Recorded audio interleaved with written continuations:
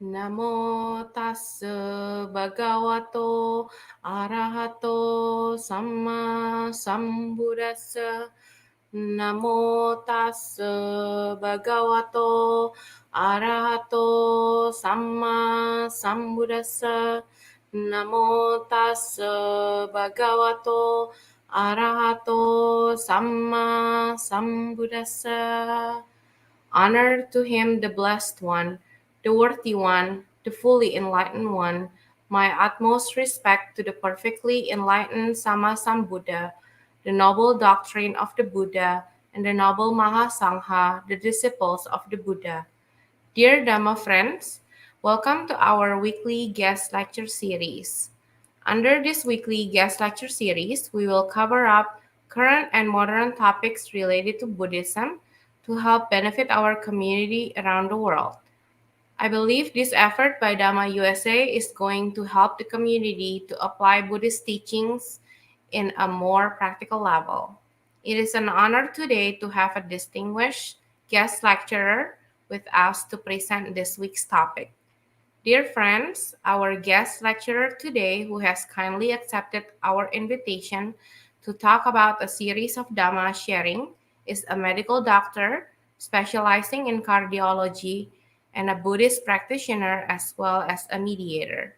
She also prefers to stay with no more formal introduction. Good evening and greeting to you, Doctor. Welcome back to this week's guest lecture series on behalf of Dhamma USA. Good evening. Today's topic is part 3 of 4 on the practical steps to the Path of Nibbana. Please mark your calendar every Thursday at 6 p.m. Pacific Time to get benefited from the guest lecture series. Kindly check with Dhamma USA YouTube channel and Facebook page, as well as Facebook groups for more updates. Let's enjoy today's topic, the practical steps to the path of Nibbana, part 3 of 4, and kindly post your questions in the comment sections of Dhamma USA YouTube channel so that our guest lecturer can answer them at the end of the talk. Without further ado, let me invite our guest lecturer to start her presentation. Thank you. Theravada Saranai. So today we'll be discussing Path to Nibbana, part 3. And this is a 4-part series. And today is going to be a little, you need a lot of concentration. So we decided not to show ourselves in the slide projection. But if it is hard on y'all, please write a comment so that we can correct that. So as of now, you will only see the slides. So what we are focused on are the practical steps we have to take to attain Nibbana. And today's discussion is mostly on how the mind works. So before we embark on this journey, let us recap on what we learned in the last 2 lectures. So Nibbana means training our mind to see things as they truly are. Training our mind to see things as they truly are. And we reminded ourselves that the time to embark on this journey is now, and you have to stay focused, be patient, and yes, we can attain Nibbana. Please do not listen to naysayers. And as we go through, you would have seen that it is all common sense. There is nothing exotic. And this, to me, is very important. I'm going to highlight it one more time, which is you have to learn the subject matter. But when you are contemplating, or as we say, vipassana meditation, it's best to contemplate in your own native language rather than use exotic words that do not resonate with you. So then we talked about the 4 stages, which is stream enterer, once returner, non-returner, and Nibbana. And then as the first step, we talked about Sila, or how to be the best person you can be. And next, we talked about the fact that the only tool we have is our mind to see the mind, which is what we have to do. And therefore, we talked about multiple methods we can use to calm the mind and make it the best tool that it can be. Then we learned a few concepts, which is the first concept is that we have two main parts, which is we have a mind and a body. And then we learned that our body is made out of 4 elements, which is solid, liquid, air, energy. And then we realized that not only my body, your body, and anything outside in the world and the whole universe is made out of the same 4 elements, but the proportion of the elements will be different. So today we will be focusing on the mind. So first, a little bit of a few theoretical concepts on how the mind works. Now, in the Buddhist teachings, there are 7 volumes describing the functioning of the mind, and the study is called Abhidhamma. And we don't need to have a PhD in Abhidhamma. We just need a few basic facts in order to attain Nibbana, and it'll be again common sense, and it'll help us in our contemplation. That's the only part that we need to focus on. And then the other part is you will keep hearing 5 aggregates. So we'll talk a little bit about that so that you feel comfortable in knowing how that's going to help you. So these are the goals of the rest of the lecture. Now, this is the first fact. What is that? What happens in our mind? Well, we can have only one thought at a time. And what will happen is it'll stay for a very short time and then it'll disappear and another one will come in.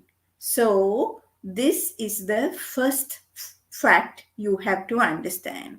You can only have one thought at a time and they are constantly changing. And if they are constantly changing, obviously there's not going to be nothing permanent in our mind. Now, a little bit of theoretical concepts.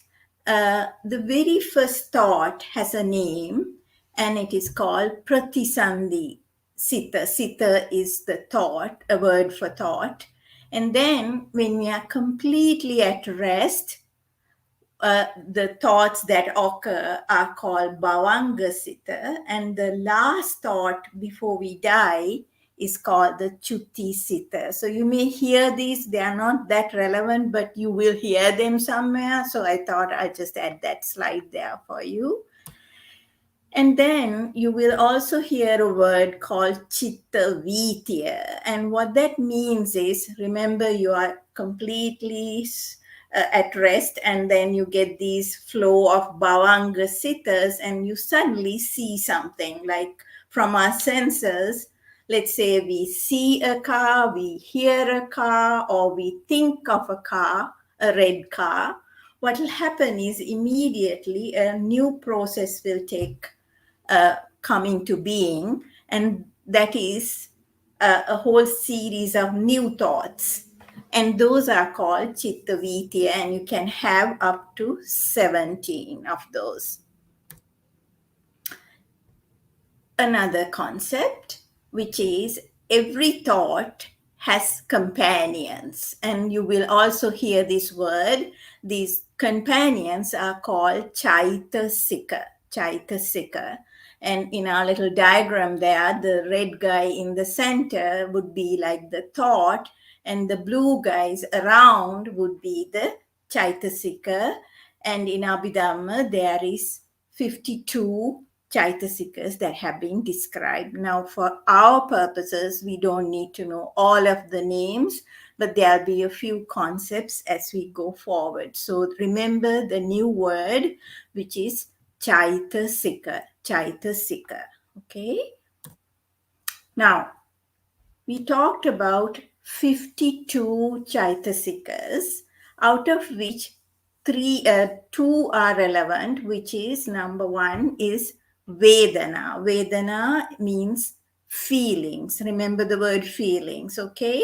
So we can have pleasant, unpleasant, or neutral feelings.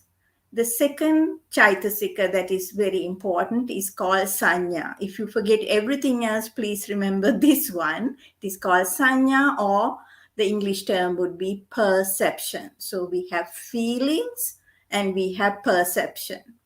All the other 50 together, remember there's 52 total, those guys together as a group is called Sanskara. It's a group term, okay?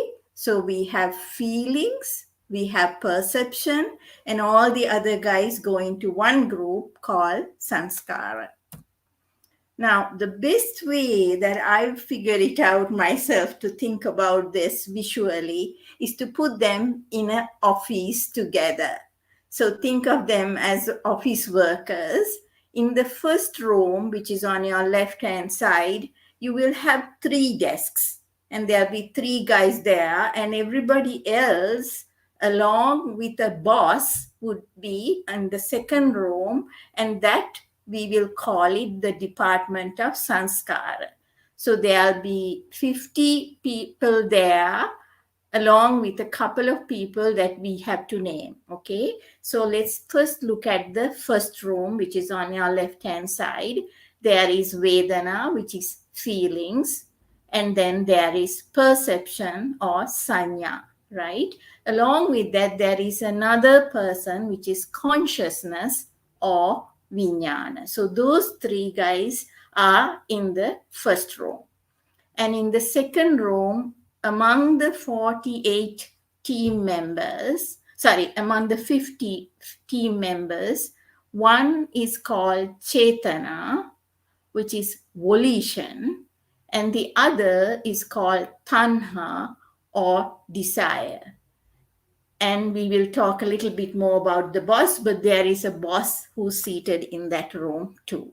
Okay, so first room, consciousness, feelings, perception. Second room is the Department of Sanskara.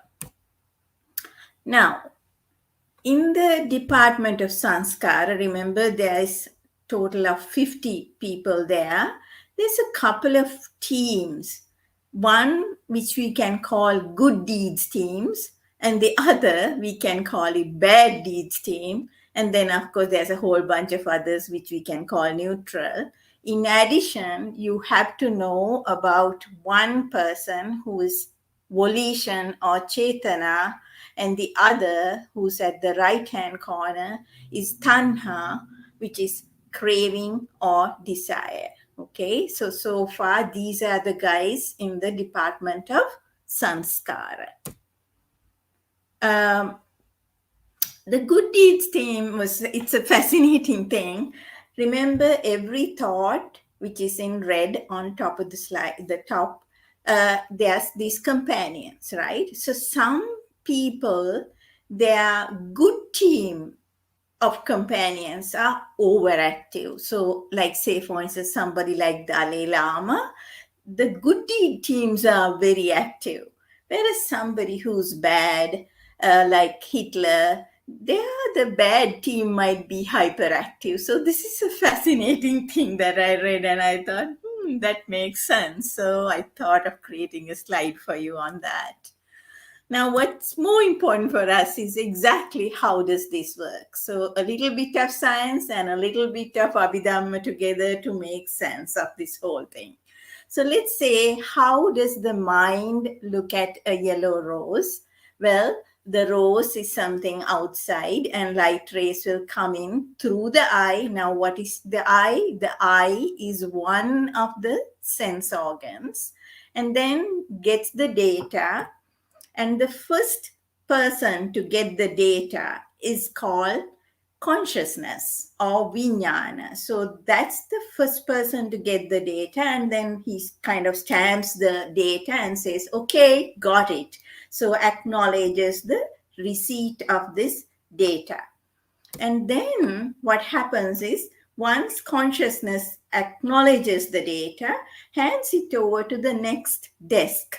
And that is the most important desk, which is perception or sanya. Okay. If you forget the whole thing in this whole series, this today's lecture, you have to remember perception or sanya. Because what sanya does is it will compare the data to an existing database and say, oh, this is a yellow rose. And what is the existing database? That is our memory. Okay. So the existing database is critical when we get new data. And then that's the job of sanya or perception. And then he hands it over to the next desk. Again, this is still in the first row. And that guy is called Vedana or feelings. And his job is relatively easy. He's got 3 trays. So any data that comes in, he decides, okay, pleasant, unpleasant, or neutral. Okay, that's all he does. Now, these 3 guys are in the first room. Consciousness acknowledges it. Sanya or perception figures out what it is by comparing to the old database, and feelings decides which tray it goes into. Now let's talk about the Department of Sanskara, where there is 50 members out of the 52, because 2 are in the first room along with consciousness. So in this room, what happens is, let's first talk about the function and the tasks of Chetana, which is called volition. What does he have to do? Now, this is where the trouble begins, because Chetana is under the impression that he's got a very important boss. And you will understand a lot more about this in part 4, but that boss is really an illusion called me. And Chetana thinks that his job is to please this boss called me, that is just an illusion. Okay. We'll know more about it in part 4, but just now think of the boss, and Chetana's job is to please this boss. What does Chetana do? So what Chetana does is, in order to please the boss, he decides, okay, I need to activate 3 project managers. And those project managers are, number 1 could be a thought. Number 2 could be a physical activity. Number 3, it could be that we talk or speak. So a thought, physical activity, or speak. So the Chetana will hand over the file to one of these guys. And those project managers are really new thoughts. Okay. And what will happen? What the project managers do is, new thoughts create new actions. Now, whenever there is creation of new action, what happens is there is a result or effects, which in turn creates more data. Now, 2 other words that are interesting, and we use them very loosely all the time. So the actions of these project managers or new thoughts are called karma, and then the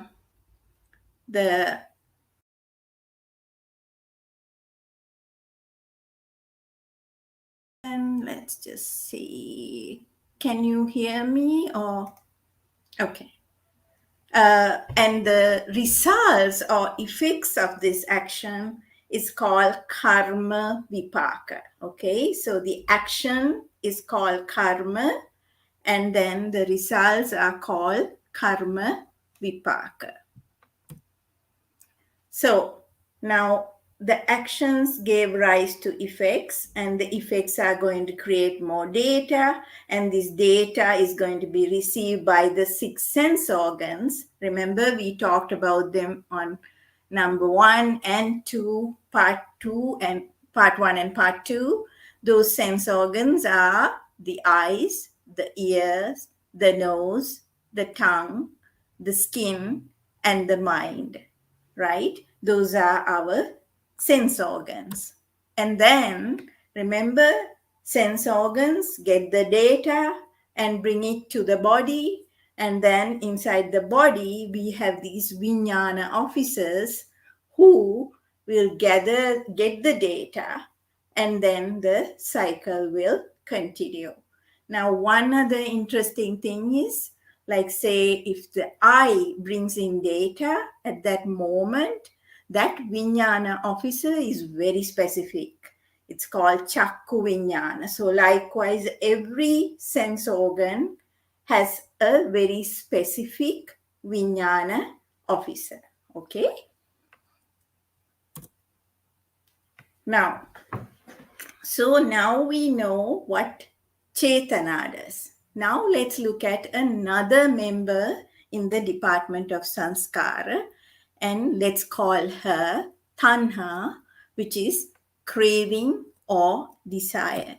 Okay, now we'll call her a secretary. Now she too thinks there is this boss called me. That's really an illusion. Now, what does Tanha do? Tanha thinks her job is to please the boss, but in addition, Tanha thinks that she has to keep this boss alive forever. So what does she do? She quickly goes over to the first room and grabs all the data from Vedana, which is marked pleasant. And then what she does is she tries to hold on to these because they are pleasant. And that is called upadana. The holding on is called upadana or attachment. Okay. Now, this is the team that messes us up, and that is Chetana, Tanha, and the project managers. So these guys get together, and then Tanha will go and give it to Chetana and say, hey, we need more of these pleasant things to happen. And Chetana will run up and then give it to the project managers, which is a thought, an action, or you speak, and then that will cause more reactions. So this cycle is going to continue, and this team's job is to try and give as many pleasant experiences as they can to the illusionary boss and try to avoid unpleasant feelings. In addition, Chetana has another job. What does Chetana do? Chetana will go to consciousness or vijnana, that's a guy in the first room, and says, hey, you have to keep our boss alive forever. And consciousness follows through on it. And what does it do? When we die, that last piece of data by the dying body is taken by vijnana and handed over to the new body while it is still in the womb. And I really like the explanation that was given by Venerable Hempirigidra Jnana Sihatero. He talked about light bulbs, a series of light bulbs. And when electricity comes into the first bulb, it lights up, right? And then it goes to the next one. So the first one switches off, and then the next one lights up.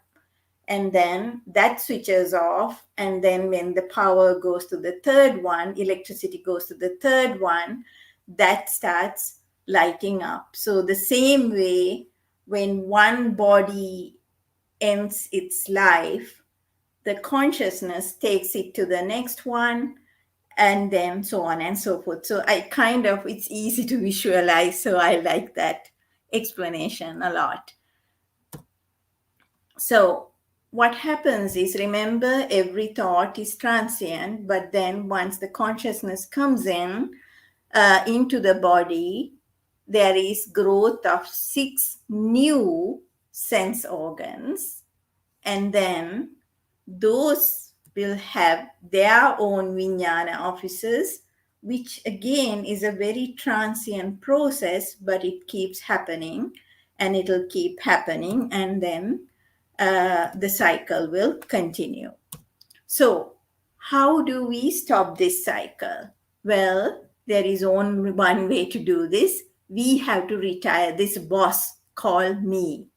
And when we do that, everybody, the cycle of birth and rebirth will cease, and everybody in the department of Sanskara can retire too. So that second room, everybody can retire and enjoy life. So it's a nice way that you can visualize it, but it's really just a fun way of understanding a very deep concept, with the sole purpose of how does it help us to attain Nibbana, which is what we are interested in.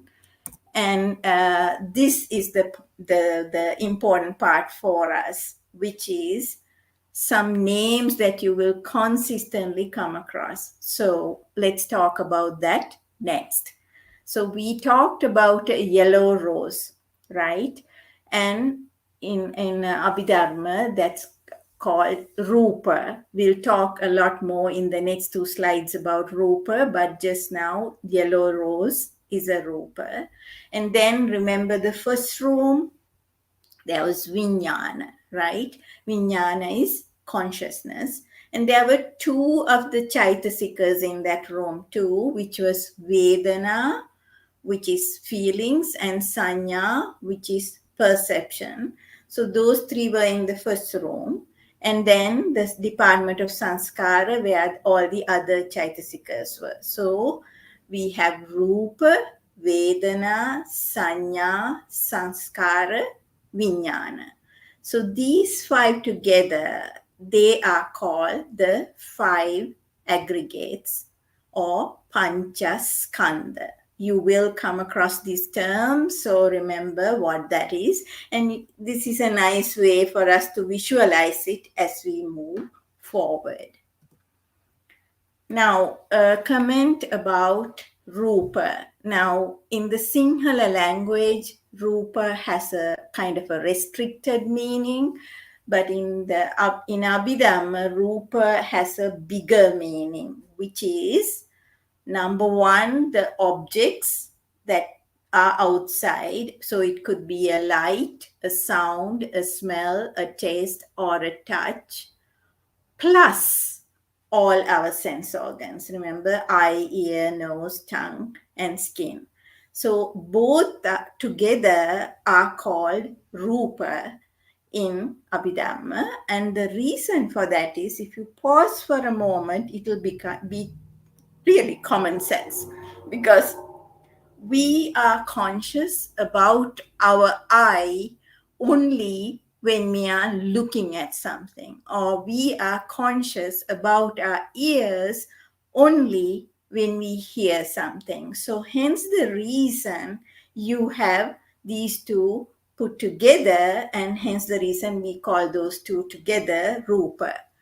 Now, in the Buddhist philosophy, we have one other sense organ, which is our mind. And then the mind is the one that senses the thoughts, which we talked about today. Okay, so that's how we have 6 sense organs, and each one has a very specific task to get data from different places.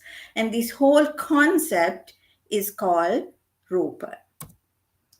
All right, so data comes in, received by the sense organs, and then, to recap, it is acknowledged first by consciousness and then handed over to perception, where it will look at the database and say, oh, this is a yellow rose. So perception has a database, and then hands over to the next guy, which is Vedana.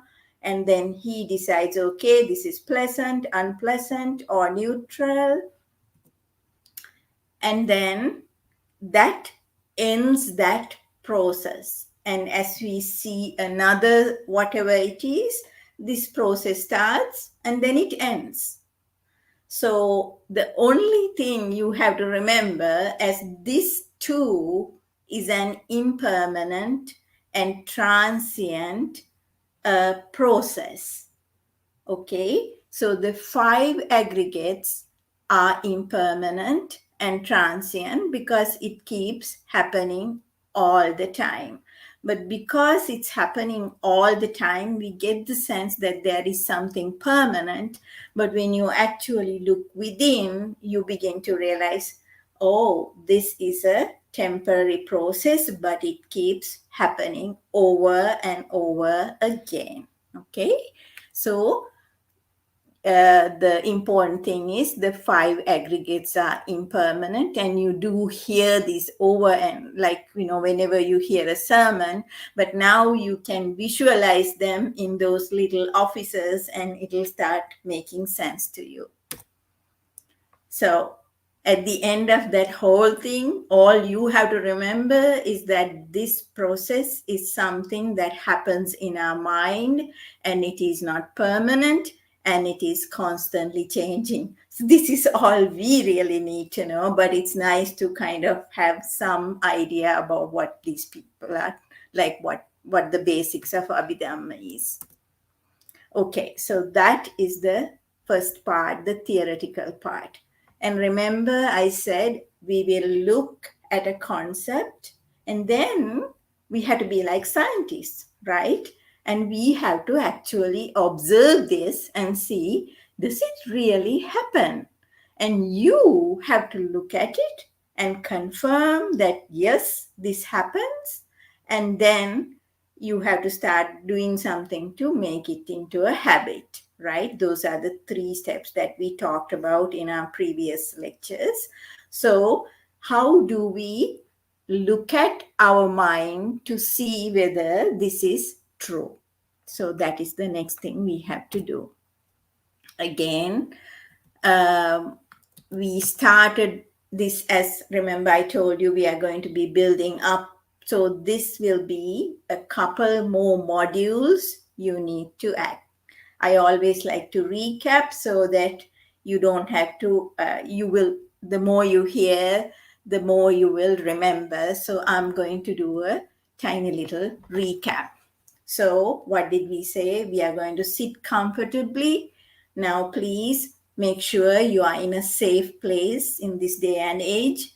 Make sure that all your urgent tasks are done. Otherwise, your mind will be running all over the place. And then you relax, right? Traditionally, I'm originally from Sri Lanka, so we pay homage to Buddha, Dhamma, and Sangha, and then we recite the 5 precepts. And then this I mentioned before, this is something I do, which is very useful. You take a deep breath, let it out, and tell your mind, okay, for the next so many minutes, I'm going to put aside all my worries, all my stresses, and my things to do list, and just focus on my meditation. Okay?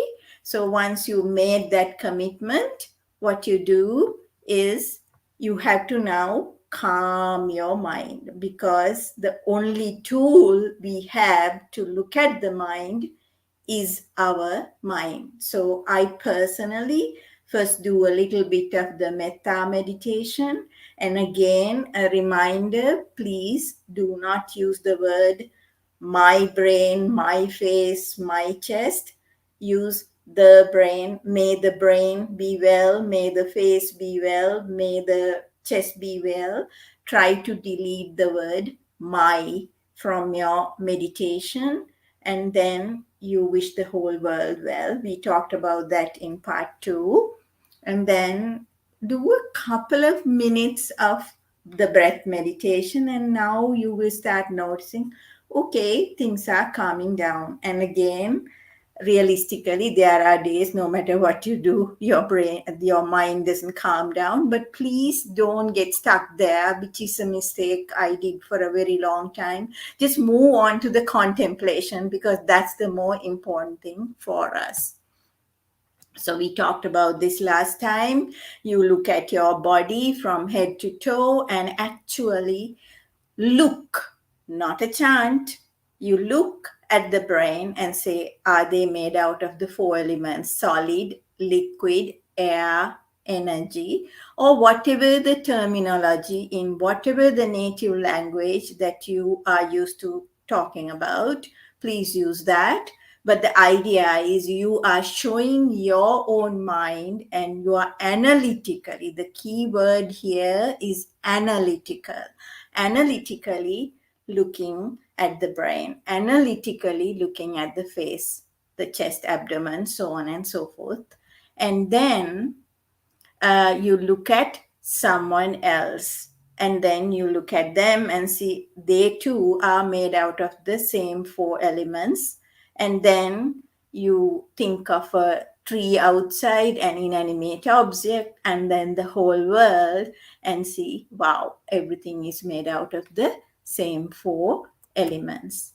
So now that was where we were last time. Now we are going to add one more module. Now remember, in the previous theoretical part of our lecture, we said the sense organs bring data into the body, and then it's taken to the mind. It is the mind that interprets the data. Okay, now we need to check this and see, does this really happen? Okay, so that's the next part of the meditation you are going to do. So remember, we talked about the breath meditation. Well, that is our starting point. What you do is you sit comfortably, you close your eyes, take a deep breath, and see, where do you feel that breath best? Some people, it's the tip of the nose, the mouth, the neck. For me, it's somewhere here. It doesn't matter where, but you anchor your mind there because your eyes are closed, and you watch the breath go in and out. That's where you are going to be. And then you just relax and wait until you hear something from the outside. This can only be done for me personally, and you don't have to do this long. It's just a confirmation of the fact that data from the outside comes to a sense organ, but actually it is analyzed by the mind. Okay, so let's say you heard a sound, and you will feel and hear it from your ear, but you will see that it is actually the mind that decided that it was the sound of a car. So then, the sound goes away, and that proves that it was a very temporary phenomena. And then you go back to your breathing and you wait. And sometimes you get like a tingling sensation all over your skin, or a mosquito bites you, something like that. So now you get data coming in from the skin. And if you focus on it, you will see that, okay, the skin brought the data, but the determination that it was a mosquito came from the mind. So you confirm it that way. So this is like a scientific experiment where you confirm it, and after a couple of times, if you are sure that this is the truth. You can delete this module, but it's a fun thing to do, to confirm that, because you do have to confirm. Lord Buddha was very specific about this.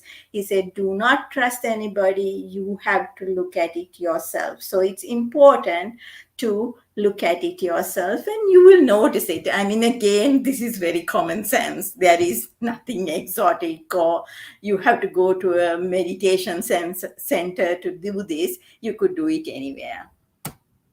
Okay, so now that is another quick module for you to just look at it and confirm and move on. This is a very important part. Okay, that was a temporary module, but this is called in Satipatthana Chittanupassana.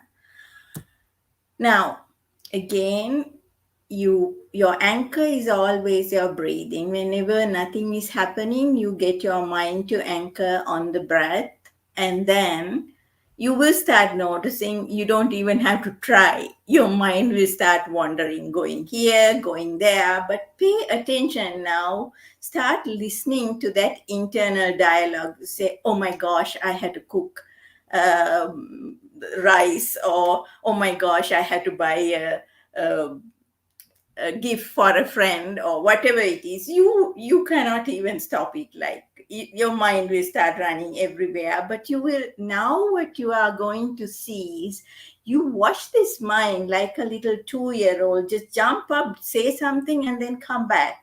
So what you are seeing is the transient nature of your thoughts. They come, they go, and then it's gone. And then you are trying to focus on your breath. And then another thing comes, it goes, and then it's gone. So basically, you, for the first time, will start saying, wow, these thoughts, they come, they go, and they are very transient. And that is what Lord Buddha said, that thoughts too are very transient. So this is an easy way to capture that, especially if you are just starting on your meditation.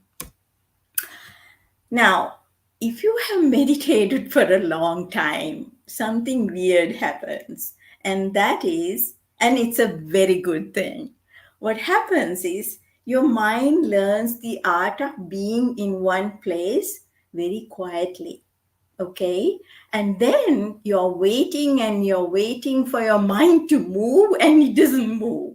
So when it comes to that point of meditation, you cannot be watching your mind move here, there, because it's not moving anywhere. So if you were to continue watching your mind, you'll have to do it at some other time when you are actually not actively meditating. Because if you are, once you've trained your mind, like in your breathing, there will come a time where it will stay calm, which is a very good thing.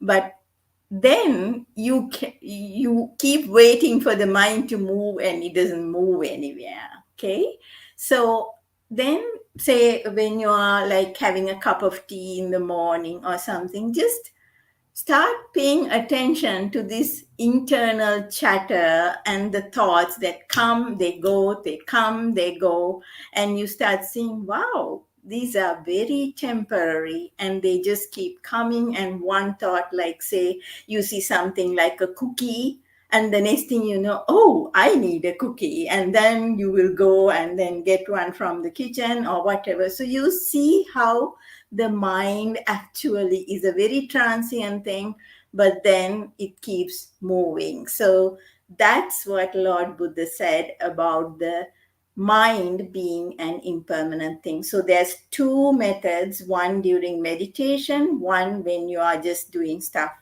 active daily living. Okay, so that would be another way for you to confirm that those thoughts are impermanent and transient. Very easy for you to do. So that in the Satipatthana Sutra is called Chittanupassana. So now you know Kayanupassana, now you know Chittanupassana. Okay, now there is something else. Remember I think I have, yes. I have a picture. This is one that we already talked about. We talked about a thought. Then we talked about companions to a thought, which were called Chaitasika. We put two of them in the first room with consciousness, and those two were feelings, which is another name is Vedana, and Sanya or perception. Those two guys are in one room, and then in the other room we put the all the rest of the people and called it the department of Sanskara. So now, one other thing we have to watch now is the concept of Vedana. Remember, we said this whole process is very transient and it keeps moving. And anytime we see an object, we identify it, we immediately categorize it into three things: pleasant, unpleasant, neutral. And to me, the easiest time to check and see, is this transient, is during activities of daily life, right? Because in this system, something comes in, acknowledge, Sanya decides what it is. Like in the example we were talking about, it was about a yellow rose, and now we are looking at Vedana, okay?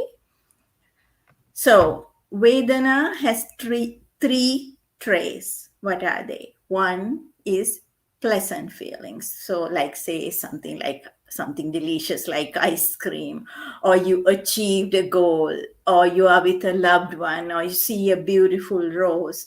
Anything, these are pleasant feelings.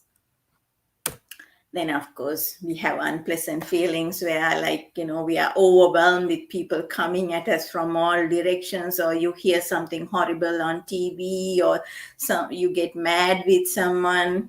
Also remember, there's a normal natural life cycle, so we'll get sick, we might die, a loved one might die. All these are unpleasant feelings. Then the third category is just like looking at an empty slide. You have a neutral feeling. So these are the three: unpleasant, pleasant, and neutral. Now we have to see and actually do the scientific experiment to see, are these impermanent and transient? And how do we do that? The best, in my opinion, during the time of meditation, you usually have like neutral or pleasant feelings. So it's very hard to actually see this. So the best time to watch this is during activities of daily life.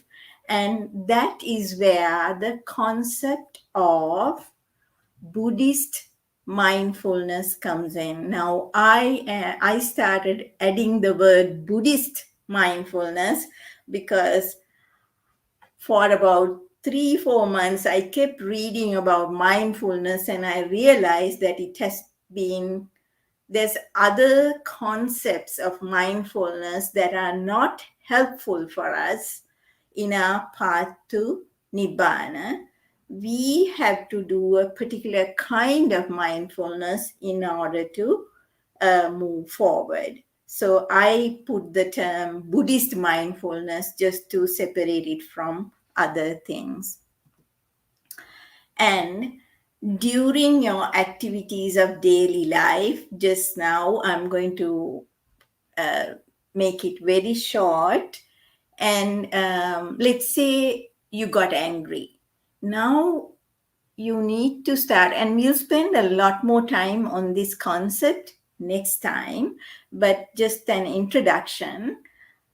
Just realize that you are angry, and then you will notice in a very short time whatever the crisis ends, and then it's gone. Or you eat some ice cream, you have this pleasant feeling, but it doesn't last forever, it is gone. So whether it's a pleasant feeling, an unpleasant feeling, or a neutral feeling, now we know the mechanism from Abhidhamma, but in our own daily life, we'll notice that these things don't last forever. They just are there and they're gone. So just knowing, actually seeing that, is being mindful about these feelings. Okay, so that's another way you could confirm that your thoughts are impermanent and transient. So are the feelings. They too are impermanent and they too are transient. All common sense. All the things we see every day. Okay, it's a matter of you looking at it objectively to confirm these facts. Okay, so that's the last concept that I wanted to share with you for today.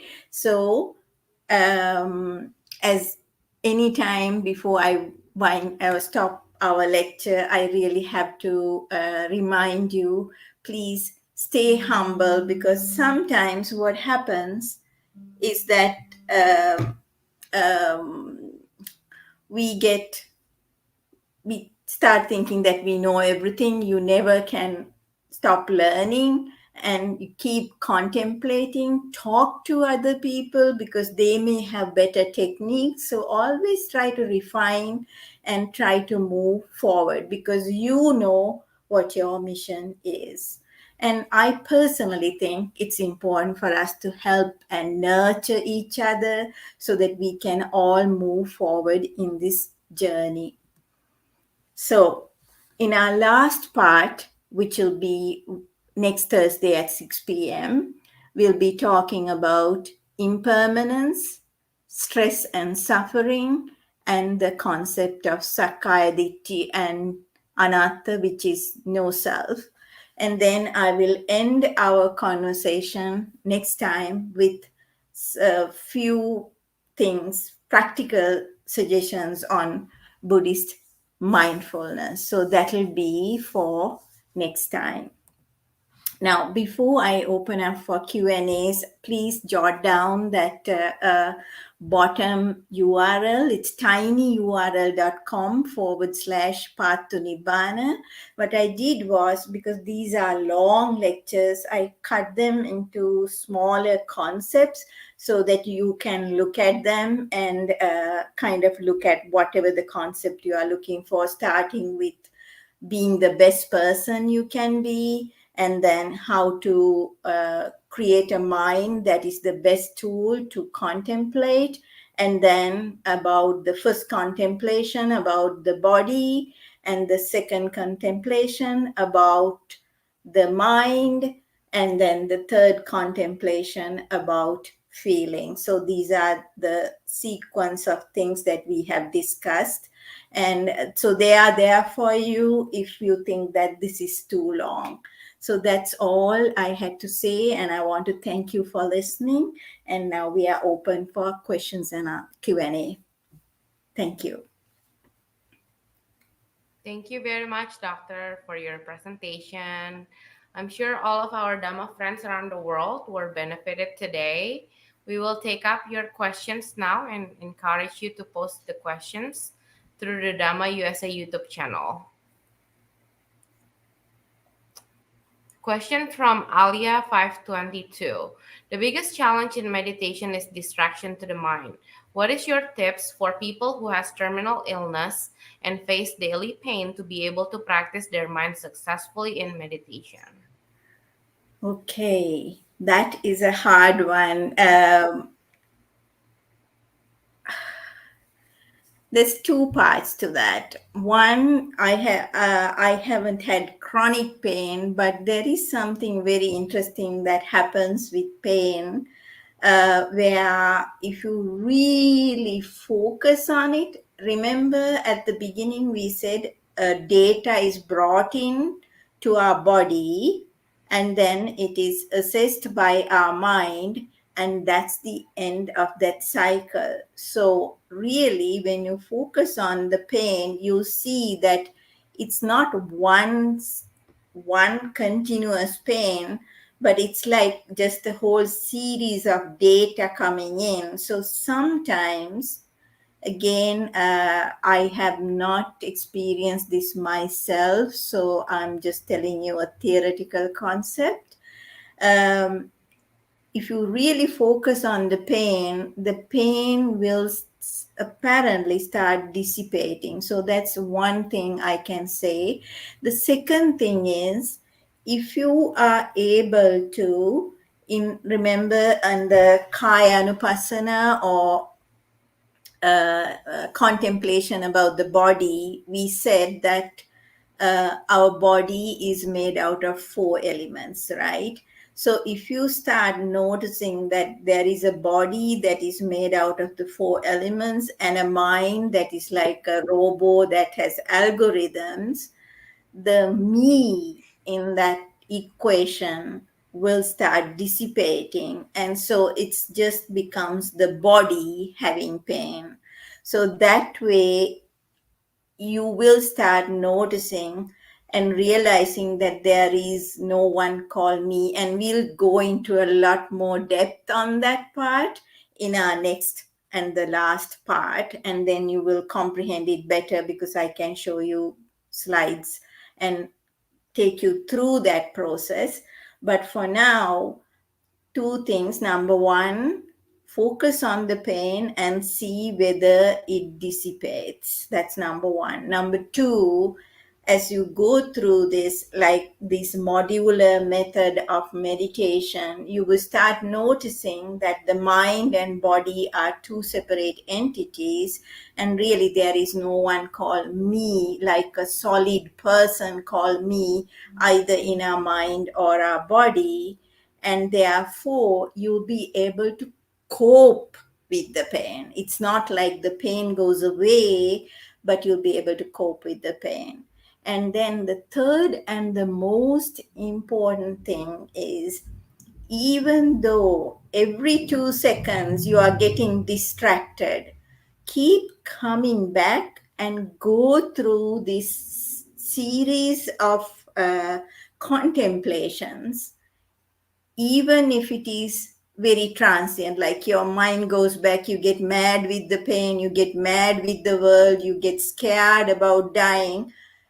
Acknowledge all those and see their unpleasant feelings. Just watch and see, and then notice that everything, your pain, your feelings, they're all transient, and merely use that to confirm the fact that everything is transient. So, in a way, it might help you, but if you get distracted, don't get mad with yourself. Just come back gently and try to contemplate even once before the pain hits you. Come back again, contemplate. The pain hits you, come back, so on and so forth. So don't stop and don't give up, because now I was taught serious meditation when I was like 8 or 9 years old. But even after meditating all my life, there are days that the mind is all messed up. It's okay. You just bring the mind back, contemplate. The mind goes somewhere, bring it back, contemplate. You keep doing that, you get better. And you will start uh, making these realizations. And that's what I want you to know. So please don't give up. And it's, yes, the mind is very distractive, but that's okay. Don't worry about that. You just keep doing these modules. And that's what I would like you to do. My second question is, during meditation, how do we bring back our mind to the present moment when we get distracted? Okay. So we use a lot of unnecessary terminology like present moment, instead of which I personally think do this activity, like, bring your mind, look at the brain, show it that it's made out of four elements. Bring your mind, look at the face, show it that it's got four elements. So they are activities. So in the path to Nibbana, in the contemplation, is the key. Contemplation is different from trying to keep your mind focused on one thing. So please, this is a very, very, very important concept, because the contemplation is what we really need to do. So there is nothing called hanging around in the present moment saying, okay, I'm making tea. It's good. We'll be talking about that a little bit more in mindfulness. But to be honest with you, however restless your mind is, just like, a 2-year-old, it will get distracted, but we can get it back and say, here, eat a little bit more food, and then it'll run around, bring back and say, here's another little bit of food. So be like that, and you just keep bringing it back. There is nothing called distraction, because it's a normal phenomena. Just you keep targeting back. That's what I would recommend. That's a really good suggestion. I think a lot of people can relate to that, Doctor, the second question. Because I personally, when I meditate, there's just a lot of distraction, even though my surrounding is quiet. However, sometimes I find myself to bring the mind back to the present moment so many times. Yes, and that's normal.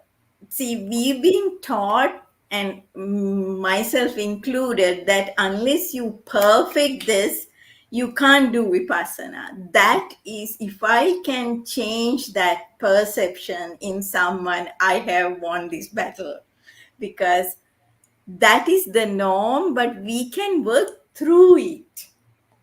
You see, please don't get stuck, and please don't say that, okay, I failed. No, that's the norm. You keep contemplating, and then you will start seeing a difference. So that's it. Probably that's all the questions we have, huh? Oh, no. Oh yeah, I think that's just.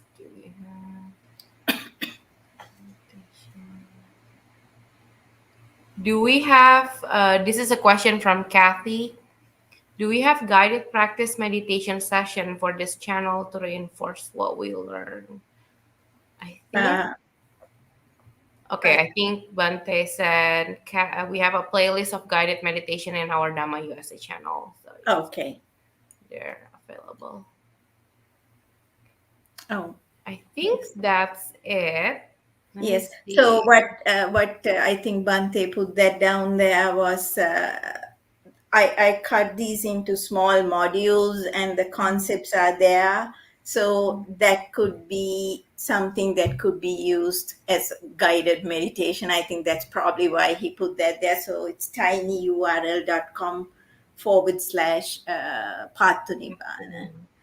So I think it's 1 hour, so it's perfect timing. And Thank you, Doctor. then With that, we conclude today's guest lecture, and we look forward to meeting you with more interesting topic like this in the coming weeks.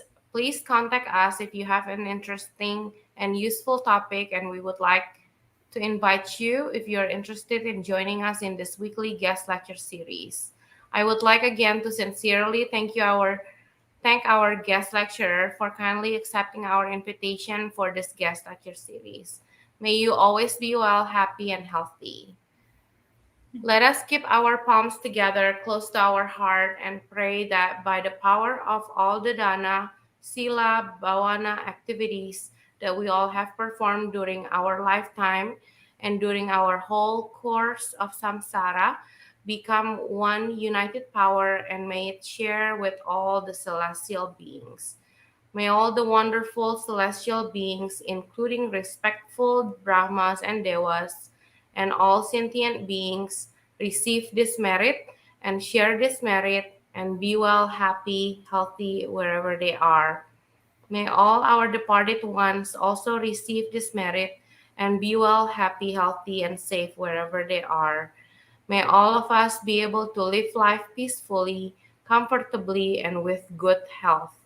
May all of us and all sentient beings be able to attain the supreme bliss of Nibbana, the absolute peace and happiness at the end of our samsara.